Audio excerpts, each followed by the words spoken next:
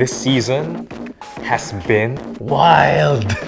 Ray, Lenda, Juan, RENZO. What makes these players special is the confidence to take the shot and the skill to actually make. In this episode, we got lots of buzzer beaters and heartbreaks. Now you know. This season, just a couple of minutes or a couple of seconds really means a lot. Alright, so we talked about this guy already in the previous episode, but this time we're gonna talk about his game winner. Against the same team, against the Sal, in that same game. Imagine 2 clutch shots. And that was a game of potentially a lot of game winners. Ray Suerte, Aljun Melesio, and then Ray Suerte again. Talaga, this guy's lucky. In English na lang, English na lang. Ray Suerte just hit a big shot to put UE up in the ball game, late in the game, but then Aljun Melesio just hits a dagger for LaSalle. Now 6.8 seconds to go in the game. If you're Ray Suerte, you have to do it again. What's going through your head? So coming into the play, everyone knew who the ball was going to. And he got his space na sobrang konti lang. It was just a great read by this guy. Magaling na suerte pa. Jett, let's talk about probably one of the most painful heartbreakers I've seen in a game. This game between NU and Adamson. NU was just leading the whole game, and then 1.4 seconds left, and then the last guy, the most unlikely guy to beat you with a long 3-pointer. It just happens. Overtime, 1.6 seconds, down by 2. If you're Adamson, who do you go to? Of course, you're gonna go to your main guy like Jerica and Misi. And to set up a guy like Duonga, probably it's gonna be a 2-pointer. But you're gonna take a win any time of the day.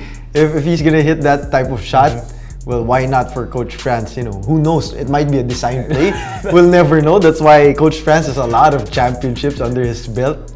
But yeah, he's a guy you thought that another guy was gonna be open far over at the corner. That's why he left. He's sad. He left, he left. But he was able to challenge that shot, and Duonga just really knocked down that shot. You could see it from the response or the reaction of Coach France.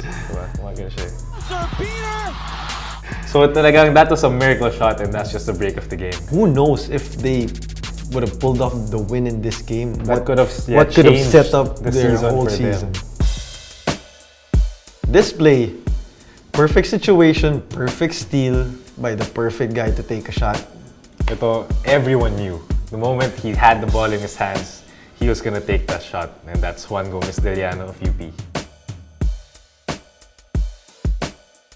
If you ask me what UP was supposed to do, I would say milk the shot clock or maybe try to get something to the rim and kick out.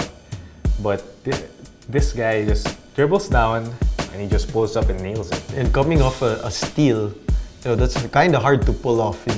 You've got everybody running around, but somehow he ends up with nobody closing out on him. He just stops on that line and takes that really confident, no hesitation 3. So that's what I really liked about that play. Before that play, LaSalle was the one that made the mistake. They had the ball, shot clock was already below 24, and they're up by 2. So what happened? Well, of course, you gotta keep your composure in situations like this. You gotta take care of the lead. You have to handle the ball, know where and when to pass it, and to throw a cross-court, full-court pass like that's one of the most dangerous plays in basketball. But you also gotta give it up to Juan. His athletic ability coming from the other side to steal the ball. I guess after turning the ball over, everybody was shocked. Nobody ran to close out and to challenge that shot by Juan. When it comes down to last second plays, game-winning plays, you have to give it to the guy who can create his own shot. And definitely that's what Renzo Zubido can do for UST. And it's just a beautiful but tough move. Especially if you're a small guy, stopping on the dime, stepping back. And sa'yo lang side na yun. Small guy side. Sorry. I think that play, you said it was off a pick and roll. Maybe they wanted something to happen in that play. Yeah. But it was great defensive play by UP. They contained it.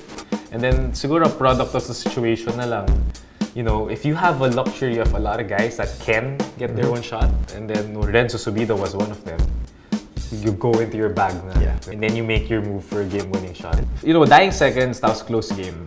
And then you have a, you know, a set play, maybe timeout, ganyan. How do you know, or what happens in the huddle to decide who the ball is going to, who's gonna shoot? It's really tricky, especially if you have a lot of guys who can take the winning shot. You've got Chavio, Renzo Bando is there. And given the fact that you only have 1 minute to set up a play, you really have to decide. And most of the time, coaches really have this in their back pocket. Plays for last second shots and game-winning situations. So I guess this is really a play for UST to set up, maybe get an opening from the pick and roll, the initial setup. But if everything is covered, at least the ball is with a guy who can create his own shot. Renzo Subido was, you know, hitting clutch shots in this game. He hit another shot before this game winner to seal the game. So I'm pretty sure that Coach Aldin really knew that he was gonna go to Renzo Subido for this play. If this UAAP season has said something about all the clutch plays and big shots and the frustration if you're on the other end, if you're on the losing side, I think what we've learned here is you gotta play till the final buzzer. You gotta finish out until that buzzer sounds. And then meron akong famous, yung favorite saying ko is never say die. I wonder why. Alright, so we've seen a bunch of wild finishes, and the season isn't even done yet. Yeah, the most crucial and important parts of the season is just about to come up, and if you don't know about game winners, now you know.